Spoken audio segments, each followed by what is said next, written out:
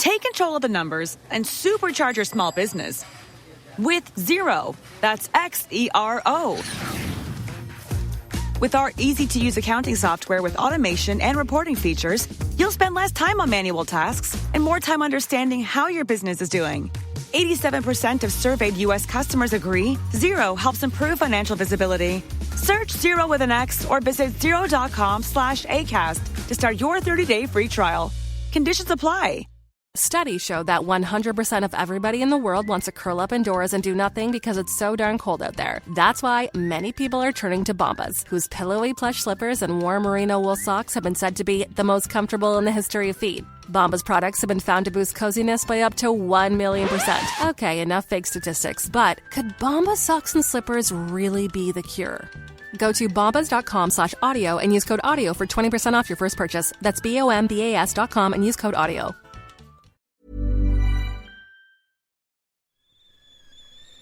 The kettle's boiled, Vic.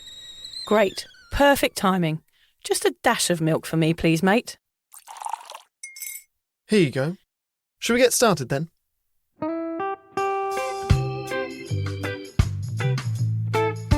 Have you ever woken up on a Sunday morning and said, I'm never drinking again, and then found yourself waving $50 at a barman by happy hour? Are you wondering why everyone else can stop at 1 while you head to a dodgy after-party with a weird bloke called Disco Dave? If so, it might be time to take a deeper look at your relationship with your reliable social crutch, alcohol. On each episode, we'll investigate our own dysfunctional dealings with booze and find out if it's possible to stop this deeply ingrained habit before things get too messy. Yep, we're going to open up a shame shed of humiliating drinking stories to help you understand why waking up from a booze coma each weekend with a kebab sticking out of your top pocket might actually be negatively impacting your health. Hamish and I are here to delve into what it's like being sober, an unwanted warts and all look into why giving up those cheeky pints or putting down those mummy wines will make you feel happier, help your anxiety and mental health, and turn you into the most sparkly, authentic version of you. Won't that mean I become boring though, Vic? Well, Hamish, we'll just have to wait and see. I'm Victoria Vanstone. I'm Hamish Adams-Cairns. And this is Sober Awkward.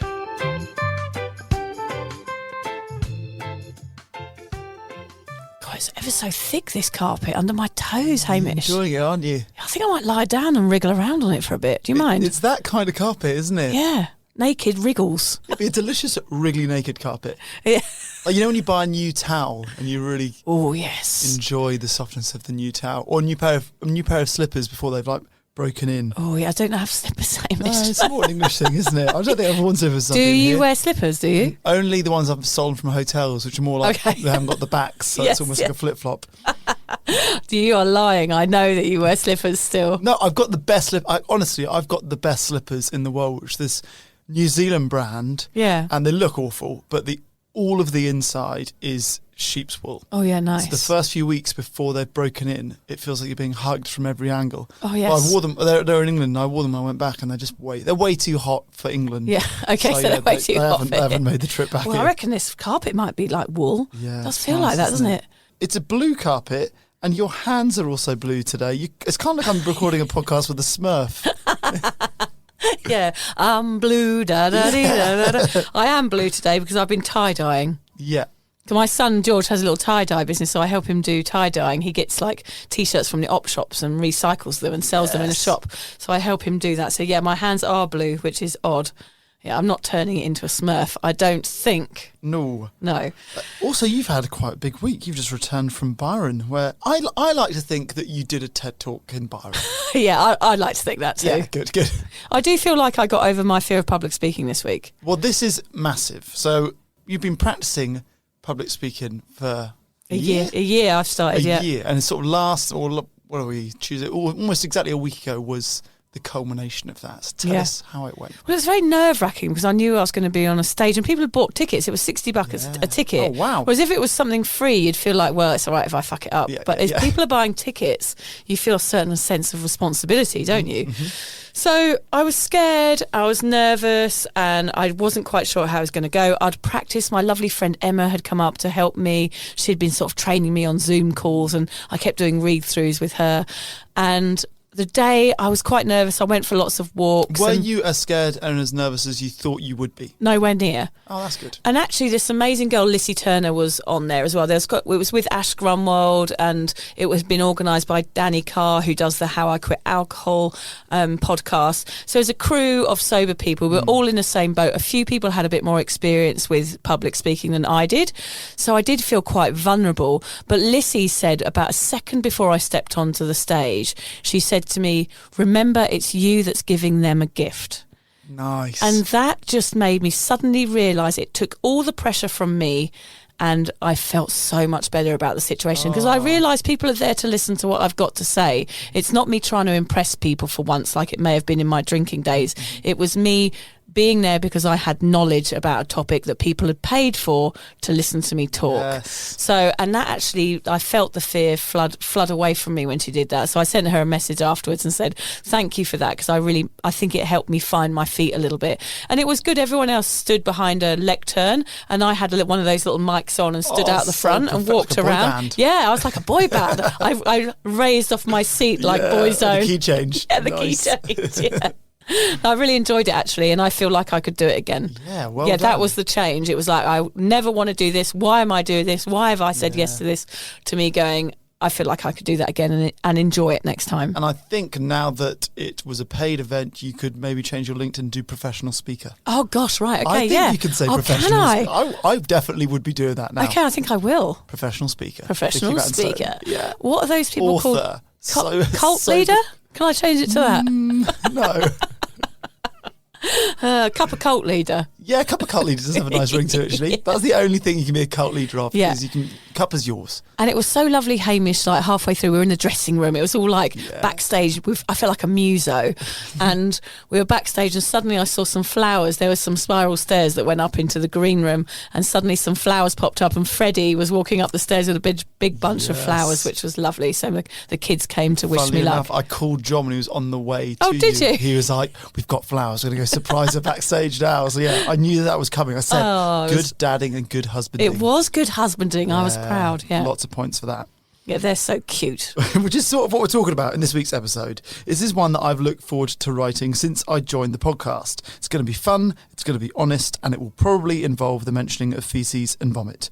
But thankfully, not ours. God, this is a first, Hamish. We're usually always talking about our own faeces and vomit. Yes, it's a rare week off for our listeners hearing about our excrement and spew. Yes, everyone, it's time to spit the dummy and cry over the spilt milk. This episode is about parenting and how it can affect your drinking and your sobriety. We will explore every stage, from the moment you and your partner fall pregnant to the first night out as a parent. We will share some of our personal stories of what we have found easy and hard, and hopefully help you at whatever stage you are in your sobriety or parenthood. Now, I'm imagining parents sneaking away from their crying babies to put on some noise-cancelling headphones or tune out their screams by pumping up the stereo volume in the car to listen to this episode. Do whatever it takes, people. Because if you are drinking because of the strain of parenting, then this is the episode for you. Yes, it is. We see you, parents. Thank you for listening. But maybe go and check on little Timmy in the air break. Yeah, just go and do a double check. That's a good idea, Hamish. The day that you become a parent, your life changes forever. For good, for bad, and everything in between. And as you change, your drinking habits change too. In fact, I'd go even further and say the day you or your partner falls pregnant is the day that everything changes. Some might find their intake rising with the increased pressures and responsibility, whereas for others this might be the exact thing that pushes them to sobriety. In Vic and I, you have two people who took completely opposite paths, so hopefully we have you covered either way. Also, Hamish, I think for some couples, one might change after having kids and the other might stay the same, which can also cause trouble. Whatever happens, having kids is like a very long car journey. There are lots of wrong turns, arguments and wee stops. I hope this episode means you reach your destination feeling like parenting sober is the best option. Are we nearly there yet? How good one. Over the course of today's episodes, we hope you can prepare for some of the challenges you and your sobriety might face when becoming a mum or dad. Whether you're single, pregnant, married or already a parent, we hope there'll be something for everyone. The truth is that nothing can really help prepare you for parenthood. No matter how many baby books you read, trust me, I read loads of them. Yeah, and I just ended up feeling like I was failing because I wasn't doing what was in the baby books. But I'll tell you, the secret of baby books is it's important. I think from a male's perspective, it's important you read them for two reasons. One, you learn something. You may or may not use it. Two, your wife or your partner sees you reading them. Okay. You're not doing anything during pregnancy. Yeah. They are doing everything. So them seeing you at least supporting by reading the frickin' book is massively important. Okay, so you can just pretend to read them. Even if your phone is inside the book and you're watching football, just let them see you read the book. It's a good tip. Okay, that is a good tip, actually. Yeah, I think I would feel better being married to someone that at least tried to read something. Yeah. Yeah. You might be able to learn from some of the mistakes Vic and I have made in parenthood. Avoiding these should not only help you be a better parent, but a healthier, more vibrant version of your true self. Yeah. One of the reasons I asked you, Hamish, to co-present this podcast was because I wanted to hear a young, do you like the way I've called you young? Thank there? you for calling me young. A young, sober dad's perspective on parenting, so I can't wait to pick your brains on this. I think we should start with the day you find out you're pregnant, because I'm sure the thought process with regards to drinking is wildly different between men and women here. I found out, Hamish, that I was pregnant when I was severely hungover. Really? I'm going to be honest, the first time. Yeah, so I was engaged, I'd been out to a party and I'd got really drunk. Last thing I remember was walking back from the bar with a tray of shots going, yeah, come on, I got shots. And I hear this story a lot. A lot of women find out they're pregnant when they're hungover. It's just a thing, or they got pregnant and while they were drinking. It is very common. Because usually you're out, so like before you have kids, you're going to be out more. So generally you're going to be hungover and drinking a lot more. So did you wake up with a particularly bad hangover that may not have been morning sickness as well? Well, I found out, it's a funny story. I woke up wedged between a bed and a cupboard.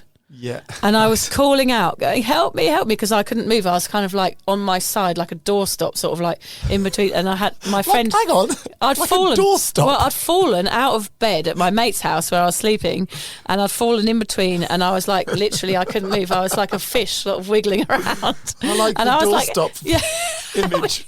Help me. And my friend got me out, and I remember calling John because I'd stayed in Manly in Sydney and I had to get home. And I was like, I need you to come and pick me up. I'm really hungover. And I remember thinking, God, my tits were sore. But I thought maybe I'd been like tassel twizzling or something. Doing the worm. It could have been anything. I could have been doing anything. So I was just like, oh, my tits are sore. Is that really horrible saying my tits are sore? I don't think so, no. That's what happens, unfortunately, everybody. If you haven't got kids, your tits get sore. Yeah. Yeah. And that's how you find out. And I didn't really think of anything of it. And I had a terrible hangover. I'd been in bed all day. And then the next day, I thought, oh, this hangover seems to be going on rather a bit too long. And John had gone to work and I was like, what's going on here? And I happened to have some pregnancy tests. And I went into the bathroom and I did a pregnancy test. And I was still slightly hungover from the weekend after a massive weekend out. And I was totally overwhelmed with the result. I couldn't believe it. I couldn't believe I was pregnant. What did you do? Was it floods of tears? I was crying because I was sad, but also crying because I was happy. I mean, I was 34 and I was getting married. And I knew that I wanted to have children. I just didn't want to be pregnant at my wedding. I was 3 months before my wedding. And I was like, oh, God, I'm going to be pregnant at my wedding. I'll have to postpone. I was literally like, there's no way I'm not going to drink at my wedding, so I'll have to postpone the whole thing. I mean, we were getting married in France, so I couldn't really postpone it. I remember John coming home and him walking. I could hear him walking up the stairs. I was like desperate to tell him. And I remember just looking at him and holding the pregnancy test up, and his knees actually like wobbled and he couldn't sort of stand up. It was like pure joy. And I just knew, even though I knew that it meant I was going to have to stop drinking, that, you know, this baby was made with love and for a good reason, and I was happy with that. But I was nervous about it from the start. How soon after finding out you were pregnant did you think about the fact you were going to have to stop drinking for the next 9 months? Well, straight away. Really? Yeah. Well, because I was hungover as well. I felt kind of guilty because you worry about that. Like I knew. Did you worry, or was it a relief? No, I was worried that I'd been drinking, not knowing I was pregnant. Like, I knew that I'd gone out on a big binge like 2 nights before, and I felt, oh my God, I was pregnant and I didn't know it, and I hope I haven't done anything terrible to the baby. But with regards to the fact you had to be sober from that day on for 9 months, did that come as a relief to you? Like, amazing, I've got this like get out of jail free card that I have to go sober, or were you like, how am I going to do it? So how do you actually feel about compulsory 9 months sobriety? I think I felt a sense of relief. I wasn't enjoying drinking as much as I had done by that point, and I felt like, oh wow, I need to stop now, and there's nothing I can do about it. And actually it was a really good lesson to learn. I stopped that day. I did feel nervous about having a wedding without any alcohol. That was a concern of mine, but overall I felt like, right, this is my time to step up and be the mum that I want to be, because I was much more stable then. I'd met John, we had a house, I wasn't travelling anymore, and I felt like I was ready. I was 34 years old, and this is what I was going to do, and I felt really happy about it. I knew I had to grow up a bit. I knew I had to be more responsible, which was scary. There's something really scary about getting pregnant, because all of a sudden your life isn't your own anymore. And that's the sense I felt. I felt overwhelmed, because I was like, oh my God, what if I, put it in the oven, or leave a frying pan in reach, or, leave it in the back of the car, or do all these things. I was like, I'm not responsible enough. I knew that I had to grow up, which was quite scary. But I was already struggling with anxiety-ridden hangovers by that point. So it was great having an excuse to say no. What about you? I've never heard your story like that. Weirdly, your story is very similar to mine and Liz's story. Liz was 34. Liz fell pregnant a few months out from the wedding. So I think she was 5 months pregnant at our wedding. We were also, sort of settled, and we had a home, and we knew that we were going to be spending the rest of our lives together. And she had this compulsory, oh no, I'm going to be sober at my wedding day. So we we tried moving it. Yeah, all of those things. We looked into moving it. So I guess, I don't know if she did. I know that your first sober social event was your own wedding. I don't know if we had anything in between. But very, very similar story to ours.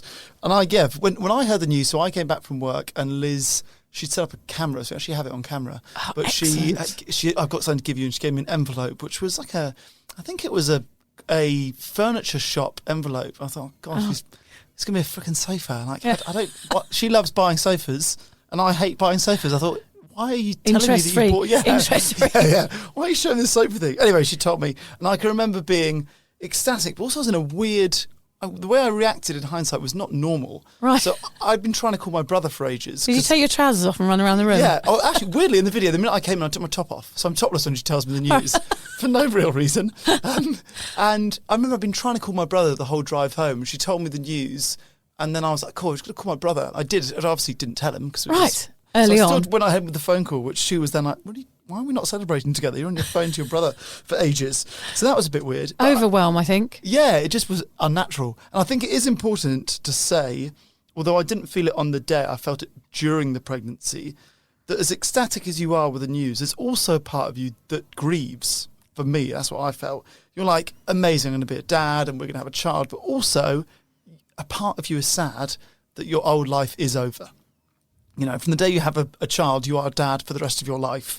And I kept on thinking about all the things that I probably wouldn't be able to do anymore. Most of it, which is just sort of carefree, getting hammered at a music festival type stuff. Yeah. But I think people don't talk about that. I think it is important to talk about there is a bit of sadness, even in the supposedly on paper happiest moment of your life. I think that sadness, Hamish, is why... I think you've hit the nail on the head, which is why mummy wine culture exists. I think that is the basis of it, is that grief, is because people want to find a piece of their old self again, and want to imagine what they were like, and rediscover who they once were. And that is where you start going out drinking, because you're going to go and do the same things that you used to do. And that's how we do it. It's the only way we know how to find ourselves again as parents, is to go out and get pissed and, dance around on a dance floor.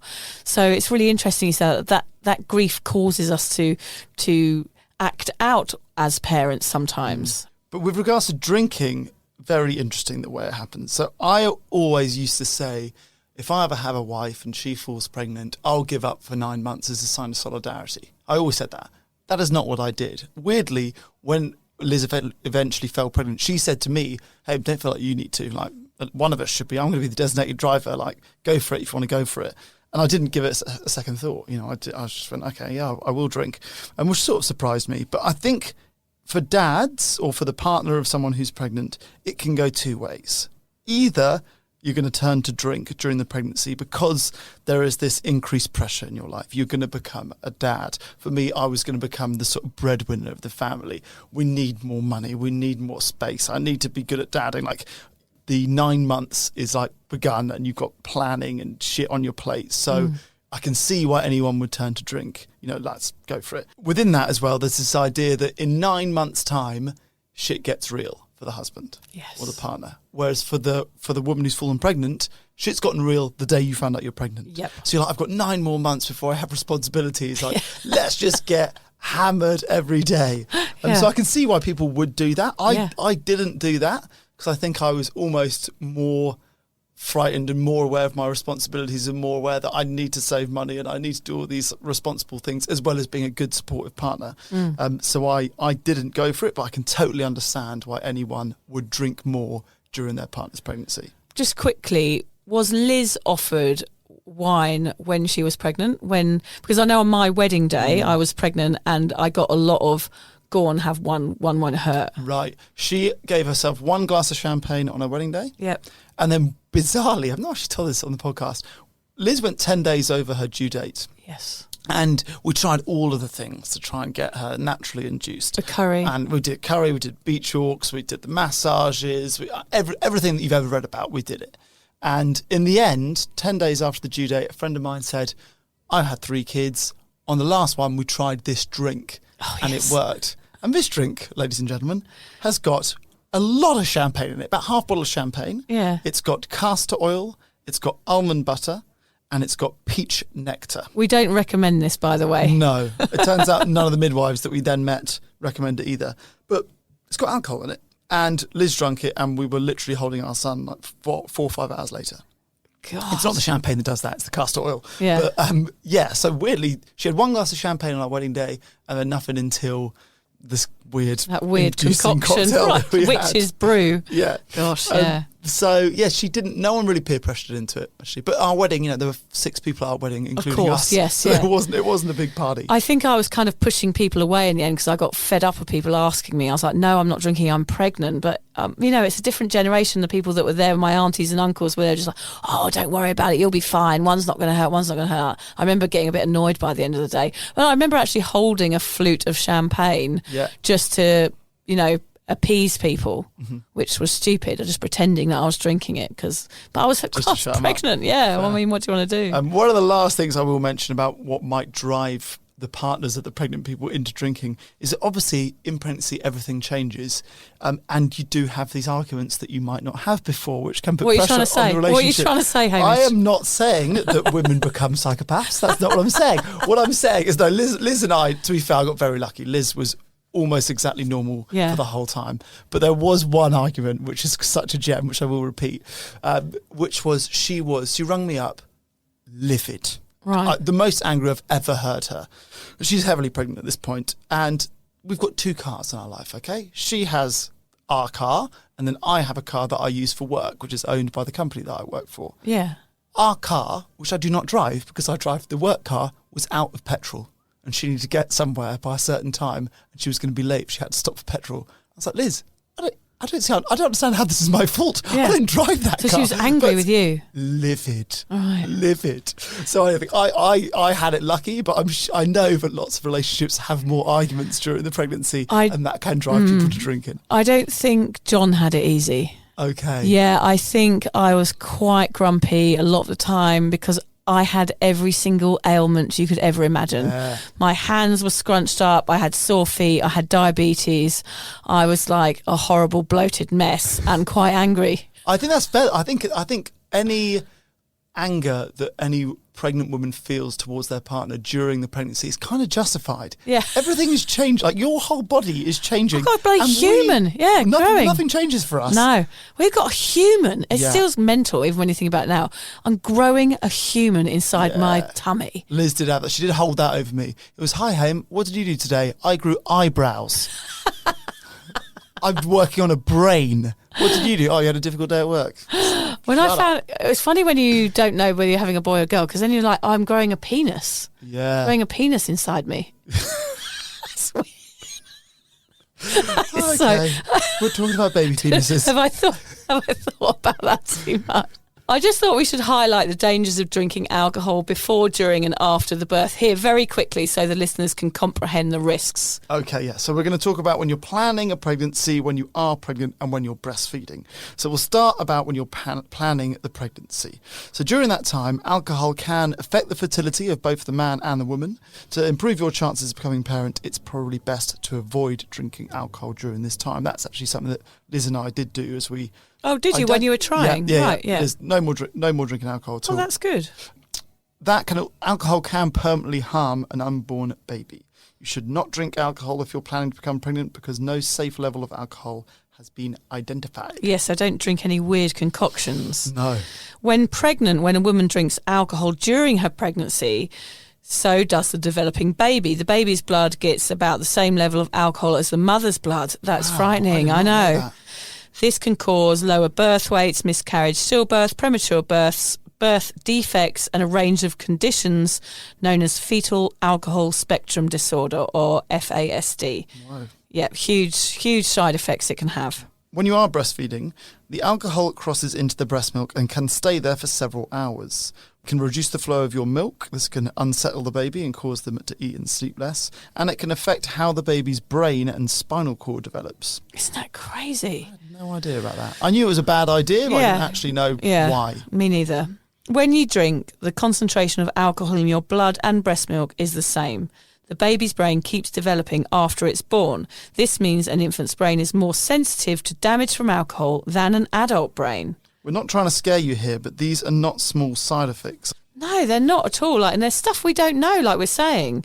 Alcohol has massive impact on our children, even before they've squeezed their way out of the lady garden. Lady garden. Yes.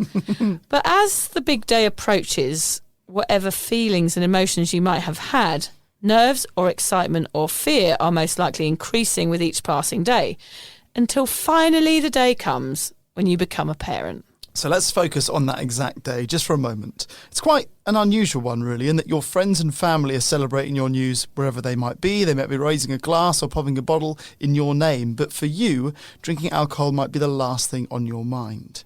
Vic, you got 3 kids. How did you feel after each of their births? I mean, I did feel pure, unadulterated love, Hamish, of course, but I'm not sure whether that was the fact that I'd had 3 C-sections and a lot of opioids. Could have been. Yeah, it's a mixture of love and drugs, I think. Funnily enough, I think a lot of people talk about feeling that. Liz and I didn't feel that on the day. A lot of people don't, to feel like Yeah. we saw it, we had it for the first time, and then, we've never felt love like that before. And for us, that came over time. It does take time. I think you feel it. The hospital is a very, very strange experience. You're in a completely different world in there. So it's hard to comprehend the reality of what's really happening and bringing this new life into the world and feeling, and because I was on drugs, I'd had like fentanyl and all these really strong drugs they give you when you have a C-section. So I think I felt those things, but afterwards I remember there being a bit of a come down, and I do have a theory about those come downs. They talk about the baby blues on day 5 and things like that, but I was actually on a drug come down, so no wonder people mentioned that, because I was kind of feeling depressed on day 5, but I do wonder if it is related to the fact that I'd been given all those drugs. Yeah. I'm actually doing some work with the University of Sydney at the moment, Hamish, which I forgot to tell you about, which is I'm helping do some research on postpartum anxiety. So for women who drink more alcohol after their birth or start to use alcohol in relation to parenting. So hopefully all that work will come out in the next couple of years. They're doing a big thesis on it, and we've got some government funding and everything to find out why women use alcohol more after having children. Okay, so that's going to be really interesting. How does this affect your LinkedIn? Can we say PhD, Vic? Can we say lecturer? Can we say professional researcher? You say whatever you want on there. Okay. Doesn't matter. That's all I'm thinking about. Or just CEO of something. Okay, I'll do that. If you would like to support the Sober Awkward podcast, we're excited to announce that we've joined Patreon. Patreon is a membership platform which allows you to give back for the content you love. By buying Sober Awkward a cuppa once a month, we can keep the giggles coming and continue sharing our sobriety message. By joining Patreon, you get access to Sober Awkward merch, extra content, special promos and loads more. Just find the link in the show notes or head to patreon.com and search for Sober Awkward. And together we can learn how to feel the awkward and do it anyway.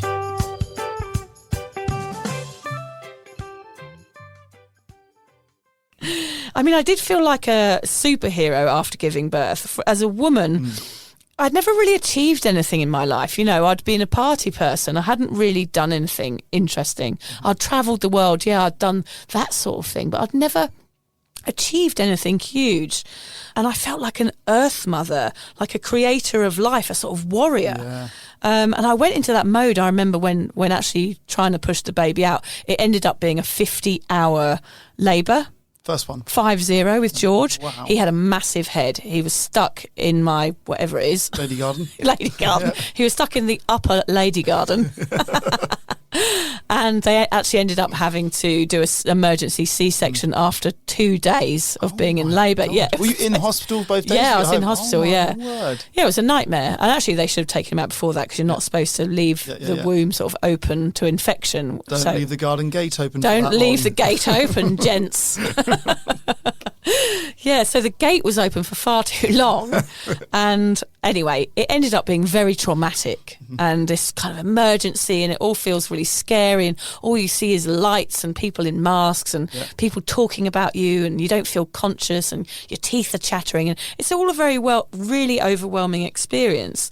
But the day after that, I felt like you did, it was time to sort of get to know the baby, and those nights in the hospital, those first few nights when it's just you and the baby on your own, that's when you get to make the promises and say, you know, I'm going to be your best mum and I love you so much, and they open their eyes, and that's when you fall in love. I don't think it's straight away. I think it takes a couple of days for you to, especially when they look in your eyes for the first time.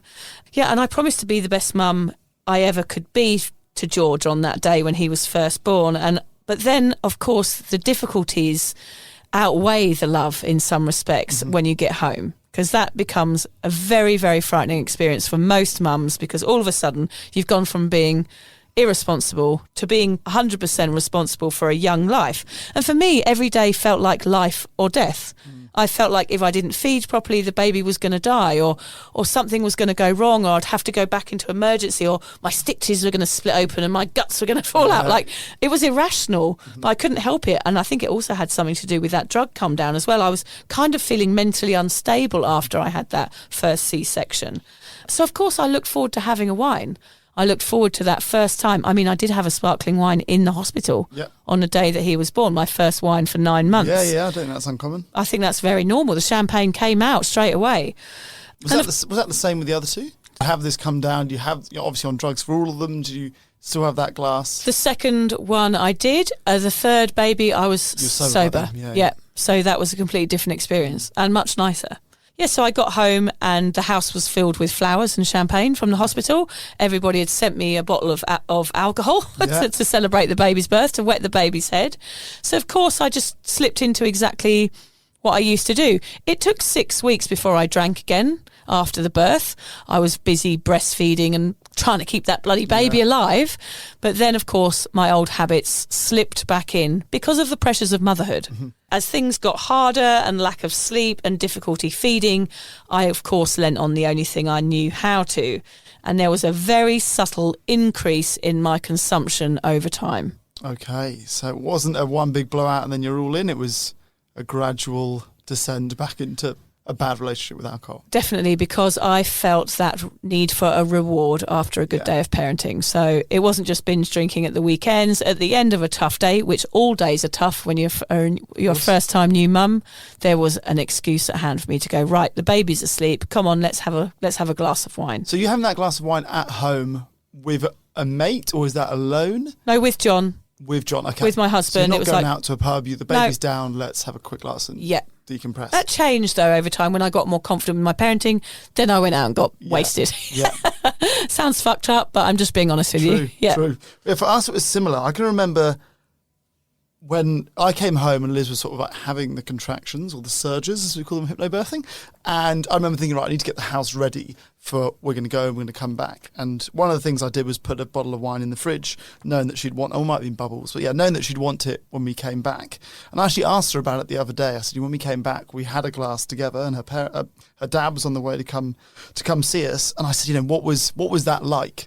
And she said that she'd thought of it a lot during her pregnancy, but it was more as a signpost that pregnancy was over so that she could have alcohol again, rather than it being like a craving or like a huge release, like a joyous moment when I had that first sip, which was interesting because actually the reality is that, yes, you can drink once you've had the baby, but if you're breastfeeding, you can't really. No. So it doesn't end there. No. People go, I've got to be sober for 9 months.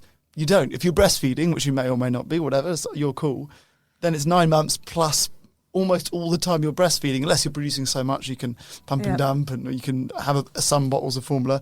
But basically, it doesn't end when the baby's born. Plus, drinking with the baby's really not fun. No, it's bad news. You're not getting much sleep anyway. No. And I think also for mums as well, I don't know whether you feel this about guys as well, I think a lot of it is as soon as you have that baby and you're at home and you're holding it, everything changes. But also, I think you're aware of what other people think of you as a mum. So I became very self-conscious that I was doing the right thing all the time. And I wanted people to see that I was a good mum. It was like my aim in life was like, look, I was a party girl, but now I'm a mum and look how good I am. Yep. And it just reminded me of a story, was that I did this once. I did a joke on my parents. They kept calling in the night because it was they were in England at the time, and they'd like check in on us via a video camera that we'd set up in the nursery, so they could log on and see the baby asleep while they were awake in England. I don't know if that's adorable or creepy. No, it was cute because they could go in and see. And it was lovely. They checked in, but obviously I sleep naked, so when I go and tend to Sunny in the middle of the night. This is where that's going. Oh, no. So my mum would phone up and say, I just saw your husband's knob again last night. Oh, no. I'll be like, what do you mean? We didn't know at first. Of course, John was going in there to go and give the baby a cuddle. It's turning into a penis episode, isn't it? Isn't it? Another one. Yeah, and of course they could see his willy poking through the cot like every time he picked the baby up. And then after that, we changed the direction of the camera a little bit. But then after that, as a joke to my parents, because I realised that they could log in and see what we were doing, I said, oh, yes, the baby's sleeping through now. They were like, oh, how are you doing that? The baby's only 6 weeks old. That's incredible. I said, oh, log on tonight and see what's happening. And I added a hamster feeder to the side of the cot, like a little hamster drink thing. And I put milk in it. And I told them that the baby was feeding itself through the night. They were like, what's going on there? I don't think that's allowed, Victoria. I was like, oh, it's only a joke. Don't worry. We're not really feeding it. That would be good. We should teach babies how to use those. Yeah, it would be much easier, wouldn't it? There's got to be something in Japan like that, I'm sure. Some weird gadget. Anyway, yeah, once the excitement of that day slowly fades, the real work starts. This wonderful, terrible privilege of a job that we call parenting. And the chances are that it will considerably affect your alcohol consumption, for better or for worse. Okay, so obviously by your third child, you were sober, but how did it affect your drinking for those first two, Vic? In the early days, drinking was impossible, as I said. Yep. There's that time where your life is upside down for 6 weeks. You don't know whether it's night or day. So that was pretty good. Then difficulties happened. George started coughing up blood, which was actually from my nipples because they were bleeding so much. Things started going wrong. And with Nell, she was so tiny, we had to feed her with a syringe. She was like 2.7 kilos and she just couldn't get any milk. And between that, the cracked nipples and the piles, and I didn't really fit in any time for wine. It was more like trying to heal my body in some way and survive. Although those wind-down wines did come into play a little bit. And as things got easier, I met a new mothers group. So at first you go for little meetups at the park and you have all your little paleo snacks and plastic containers and squeezies, and everyone's all friendly and kind to each other. And then someone mentions a night out and we're like, right, let's go and rip off our shirts to Blondie Heart of Glass on some dance floor somewhere. Everyone's desperate for a night out. So I think it was probably like 10 weeks in or 12 weeks in that somebody in the mothers group said, right, let's have a night out. And I remember just going, yes, a piece of the old me back. I'm going to show these girls who I really am, not this boring mum, you know. So that was a danger sign right there that I didn't really kind of connect with. I didn't think, oh, this is bad that I want to do that. I just thought, I deserve this. All this work that I'm doing for someone else, now it's my turn. Yeah, interesting. Yeah. So that's what I did. I got bored and isolated during the week, and I wanted to find a bit of the old me. That first night I went out it started off as a civilised cheese and wine evening, and it ended up with me puking camembert into a toilet and swinging my feeding bra above my head on a table. Wow. Yeah. Where were you? In Sydney? I was in Sydney. I was in Manly, and I was at the Freshy pub. I remember it clearly. The second time I went out on a mothers group night, I puked in my handbag. So I really went for it. This is the problem with mummy wine culture, is the space in between it. So with each week that passed, my need to get drunk increased. Yeah. So the longer I left it, the more messy the night was, the more I deserved it and the more I craved it. So you're drinking less frequently, but much harder when you do. Definitely. Yeah. And then I'd wake up the next day, of course, feeling terrible, usually with mastitis because I hadn't pumped and dumped, because I'd stayed out too long, and all the complications that come with that. And I remember standing in the shower with cabbage leaves on the boob with a hangover, crying as my baby cried in the room next to me. It was horrible. And I wasn't able to care for my child. And that's when the guilt, shame and anxiety started to flood into my life. And I continued this good mum, bad mum act for 4 years, where I struggled between moderation and drinking. We discussed this on our New Year's Day episode, Hamish. It's like that struggle between trying to be a good parent, trying to be a piece of the old you, and still wanting to go out, but not knowing what to do about it. So, yeah, I got really, really stuck. And then I had to seek the answers. Basically, my kids having those births and having those periods of sobriety, even my wedding. At my wedding, I knew that I could be sober at a social event. So all of these things that happened added up to me becoming sober now. It was my kids and the guilt and shame of not being able to look after them when I was hungover that made me look inwards. And by the time you fell pregnant for the second time with Nell, was it again that sense of relief, like, oh, cool, I don't have to drink anymore, I'm going to be sober for another 9 months? Was it different the second time round? Funny, Hamish, I got myself in a bit of a pickle before I had her, because I couldn't get pregnant for 2 years. Yep. But I was still drinking, and I couldn't bear the thought of not having another baby, and that made me drink more. And I became really scared that I wouldn't get pregnant again because I was drinking too much. Yeah. And actually, when I got pregnant, I was like, yes, I've done it. I've got an excuse to say no. So I partly wanted another child, but partly wanted to get pregnant so I could stop drinking. Yeah, interesting. Yeah, it's scary really to think back on that now, that was my way out. The biggest driver. Yeah, scary. Thank God that I had her and that she was all fine and everything. Scary looking back. I think it's clear I was going to say, scary looking baby. Scary. She was. She was quite small. Sometimes those small babies are a bit scary looking because they look so fragile, don't they? Yeah. She was scary. She's still scary now. I think it's clear that right at the start of parenting, my drinking slowed down. Then with the stresses and strains of motherhood, it weighed heavy on me and my drinking increased. So much so that in the end I had to address it. So, parenting made me drink more, but then allowed me to quit. It's interesting, and I imagine a very, very common pattern. I wouldn't change it because that process has taught me a lot. I have no shame about numbing out at the weekends. It was just how I coped, and it was eventually how I got sober. What about you, Hamish? What happened to your drinking habit when the sprog came on the scene? Well, not much change at the start. I mean, we were already living a quite healthy life, I think. You know, we don't socialise that much out here, so we weren't really getting hammered. I think I had one day soon after he was born when I did have a drink, but basically it wasn't too long after he was born that you asked me to be on the podcast. And I've thought often, if you hadn't asked me to be on this, would I have eventually gotten sober anyway? And I don't know the answer to that. I think I still definitely would have had a relationship with alcohol where I'm not getting drunk often, just because, like I said on the first episode, like I still want to be this sort of elite level parent, and drinking does not allow you to do that. You know, if something goes wrong with him and he needs driving somewhere in the middle of the night to the hospital or whatever, I couldn't do it if I was drunk. Yeah, that's huge, that one. That's a big one. Yeah. You know, I just want to be the best husband to Liz, and me being hungover or drunk So, you know, if you're drunk half the time, hungover the rest of the time, I'm hopeless in both of those situations, to her and to him. And I was also aware of that financial side of parenting. So, yeah, giving up booze was always going to be a good way to save a few coins for him.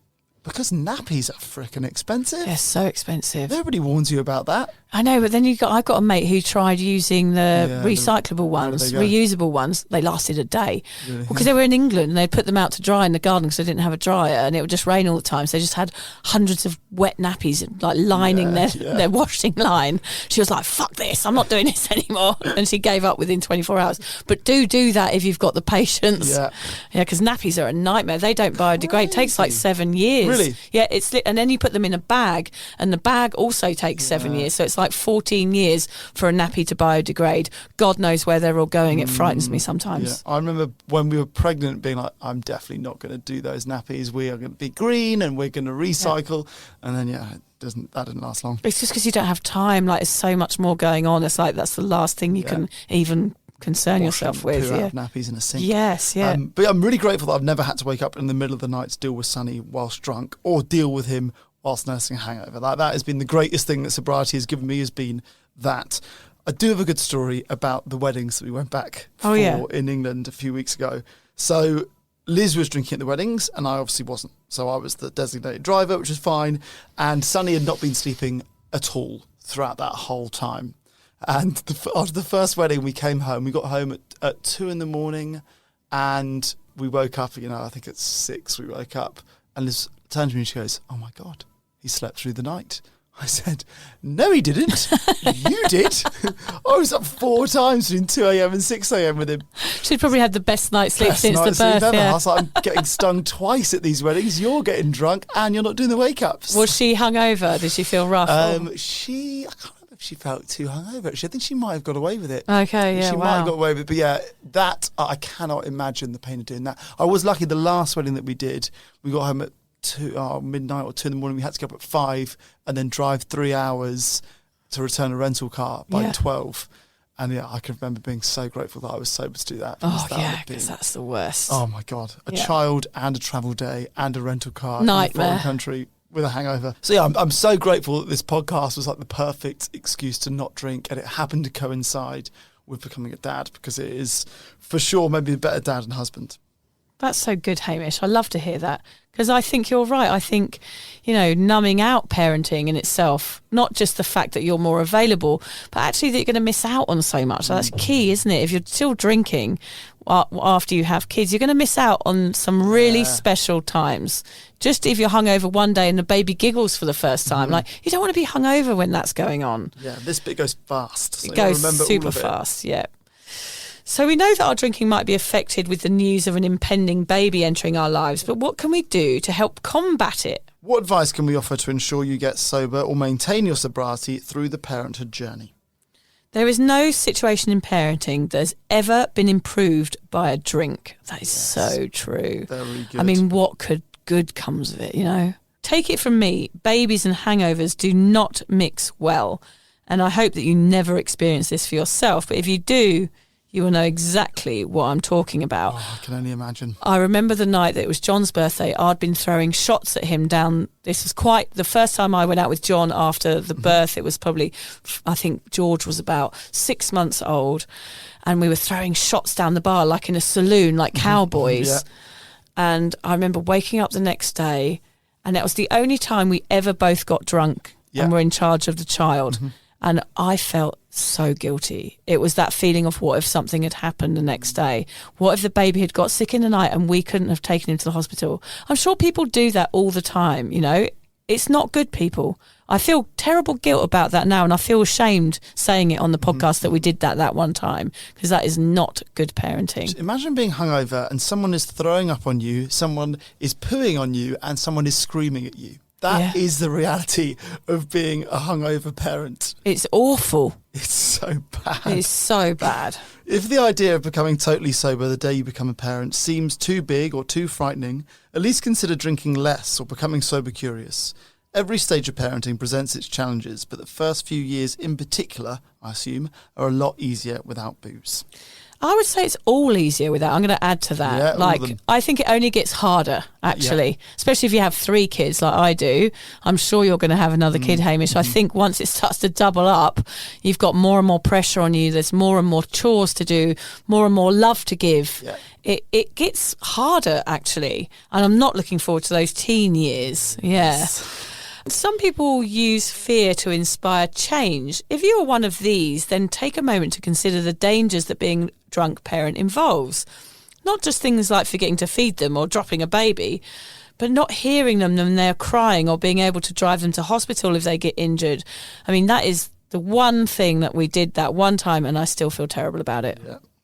Consider the message that this sends to them from a very young age. You are not connecting with them as much as you could be. So true. Everyone wants to connect with their kids, don't they? Yeah, and it's going to mean you have a better relationship throughout your lives. Think about why you drink and if you want your kids to be like you.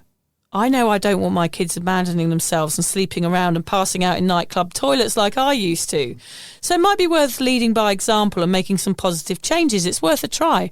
I just know that I don't want my kids acting like I did, Hamish. So I'm going to try and do everything I can to instill that drinking for fun is not true. Yeah. That's all I can do as a parent and hope that they follow my lead. From my experience, giving up when you become a parent is the perfect excuse to give up if you're not a problem drinker. Yeah. We talk about not reaching rock bottom in order to give up, but just becoming a parent, it's such a seismic change in your life. If you're thinking, I need an excuse to give up, but I'm scared that every excuse is too fickle and that I'll be peer pressured into it, becoming a parent is such a good one.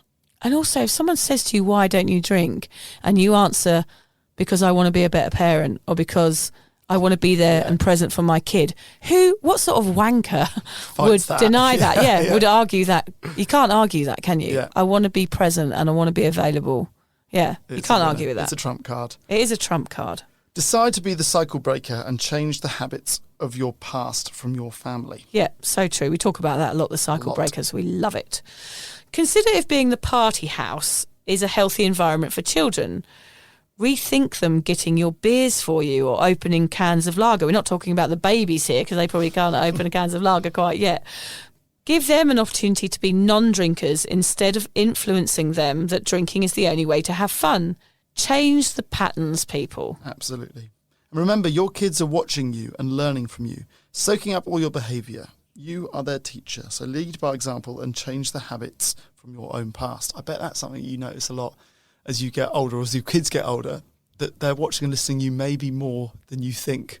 I bet they start repeating or saying things that you didn't think they noticed. Funnily enough, I've been practicing my speech around the house that I did in Byron, and George came into the lounge the other day and went, the first line is, oh, I'm so hungover, where am I? And George came into the lounge and just went, oh, I'm so hungover, where am I? I was like, oh, no, George, don't say that.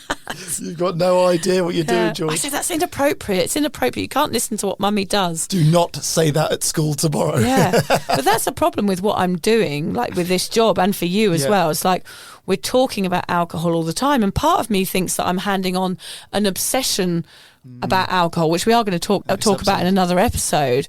But I don't want to hand over this obsession. I just want them to grow up and be themselves and not have to think about alcohol at all. The only reason I talk about it is because I feel like, because of what we've talked about today, I can help someone. But with them, wouldn't it be lovely if they just never had to think about it? Yeah. Our kids. Well, so George has got a little card in his room about not drinking alcohol. I saw that movie. Oh yeah, what's that then? Yeah, I can't remember. He's got something on his wall or pinned to a board about not drinking alcohol. Oh yeah, bless him! I'm drumming in from a young age. You tore down his Justin Bieber poster and stuck up a no to alcohol one. I did, yeah. A big cross on the do not drink. Personally, I never really had a choice whether I was going to drink or not growing up. It was just something that was kind of inflicted on me. So I want my children to know that not drinking is possible and that everybody has a choice about it. Being present and being available is the key to having happy kids. Don't numb out these special times. Breathe them in, absorb the joy. They will be over in a flash and you'll have moody teenagers stealing money out of your wallet in no time. I think it's important to say here, Hamish, like we've talked about the birth and having babies and kids as they grow up, but this can change you significantly, and it's important not to confuse that change with needing a drink. Right. Because when you become a parent, you become more stressed. So that becomes an excuse to drink. But actually, it's okay to be more stressed and feel stress and let it pass and have a cup of tea. You don't have to lean on that one thing. You can actually change in other ways. You become a parent, but you can also become a not drinker. So this is a perfect opportunity to start this moment of this new life. It's like turning over a new leaf. It's like a total different chapter of your life, isn't it? So why not make every change possible to make that the best experience for everybody involved, exactly like what you've done. I think you're a great inspiration for doing that, Hamish, and not getting to the point where you're drinking every day, or even just to the point where you're having to still go out and binge drink with your mates, because you're not doing that anymore. And loads of dads do that at the weekend, or after the surf or after work, and you're not doing that. And I think there's something to be said for being brave enough to say no in this situation, because it is stressful having a kid. Parenting does change everything, but you can get through it and not drink, exactly like what you're doing. Yeah, thank you. As much as Hamish and I joke about some of the challenges of parenting, the truth is that you end up loving these little brats more than anything else. They are little balls of joy that can be infectious. With this in mind, I recently came across a Brené Brown quote in which she's discussing booze being essentially an anaesthetic.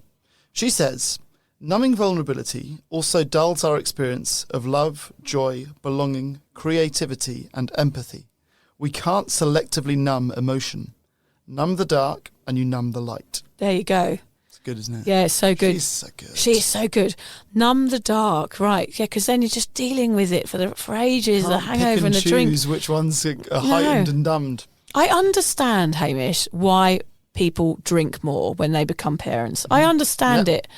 But now I see the other side. I'm like, well, why would you drink as parents? Because it isn't going to help anything. It doesn't help. It just makes you feel more grumpy, more sad, more depressed, more anxious. So you've got to get it into your brain that it's not a necessity. It's an excuse to numb out the stress. Particularly in those early years. The early years, the thing you're going to miss the most is sleep. One of the things that booze affects the most is sleep. Exactly. Enjoy every minute of sober sleep you can. Yes, because sober sleep's great. So every time you use alcohol to deal with the stresses of a difficult day parenting, remember, you're also numbing out all the good bits. I think, Haim, we need to do an episode about how we're going to talk to our children about alcohol when they're older. Yes. We've done the babies. I know this is a topic that comes up a lot on our cuppa community. Do you tell them about the time you ran down the high street naked while high on mushrooms, or keep it a secret? I've not even told you about that. Yeah. How do you know about Your that? wife told me. Damn wife. Yeah, so hopefully we're going to get recording and do an episode about naughty teenagers and how much we tell them, Hamish. How do we tell him? Oh, God, I have no idea. Where's Alan, anyway? He's got teenagers, probably ringing their necks. Yeah, it's probably bailing them out of jail. Yeah. Thanks for listening, everyone. If you're questioning your relationship with booze, you're struggling to moderate, or your hangovers are causing anxiety, it might be time to reach out for some support. Yeah, just talk to a mate about how you're feeling, contact a local doctor, find an AA or sobriety group. Vic's got one. Yeah, just head to www.cuppa.community. Remember, if you're questioning yourself, it might be time to seek support. Even though this journey can be awkward, it is definitely worth it. And if you've enjoyed the Sober Awkward podcast, don't forget to review it, rate it, and share it with your mates. Do they have to share it with their mates? Yeah, of course they do. I'm not doing this for nothing, Hamish. Bloody hell. How do they share it? I don't know, just write it on the...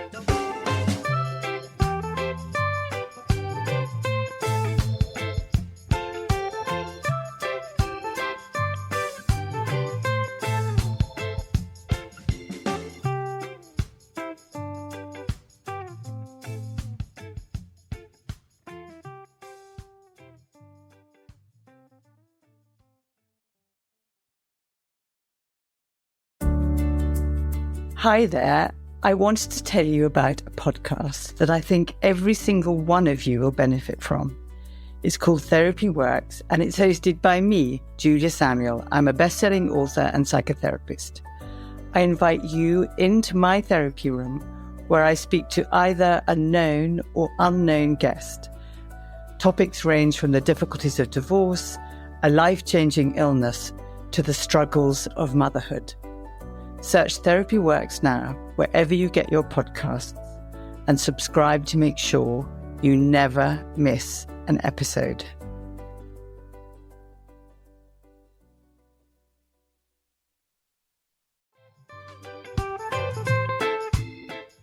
Vic, so do you fancy coming on a sober holiday? Don't worry, we're not talking about some corporate wellness retreat with cucumber water and enforced eye contact. No, this is a sober awkward retreat. 8 days of sun, sweat, laughter and absolutely no hangovers. Yep, it's all happening in Thailand next October. Picture this: yoga at sunrise, writing workshops, ice baths, Thai boxing and lots of awkward sober dancing under the stars. It's a proper holiday with proper weirdos, our kind of people. Yeah. You'll meet legends who've also given the booze a boot and want to have fun without feeling like a social reject. Come solo or grab a mate. Bring your awkward, bring your sun cream. No pressure, no judgment, just a big, warm, sober hug in paradise. All the info is at soberawkward.com/retreats. Come and get sweaty with us, emotionally and physically, in our all-inclusive jungle resort. You'll start out as 15 strangers and leave with 15 new sober mates. I'm not sure I want 15 new sober mates, actually, particularly sober ones. Yeah. Oh, well, you're not invited then.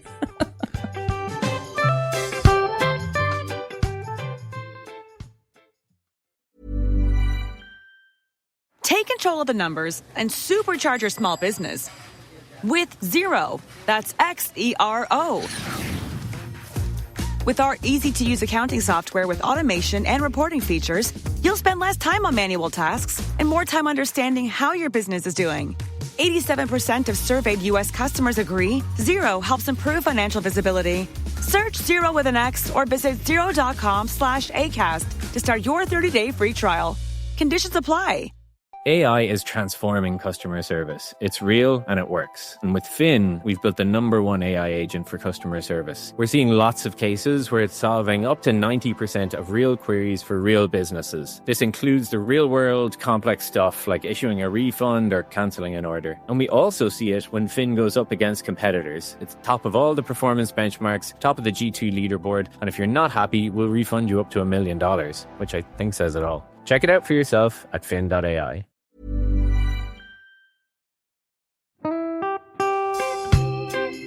So, as you probably know, my comedy memoir, 1,000 Wasted Sundays, is officially out. All my magnificent fuck-uppery in one awkward hit.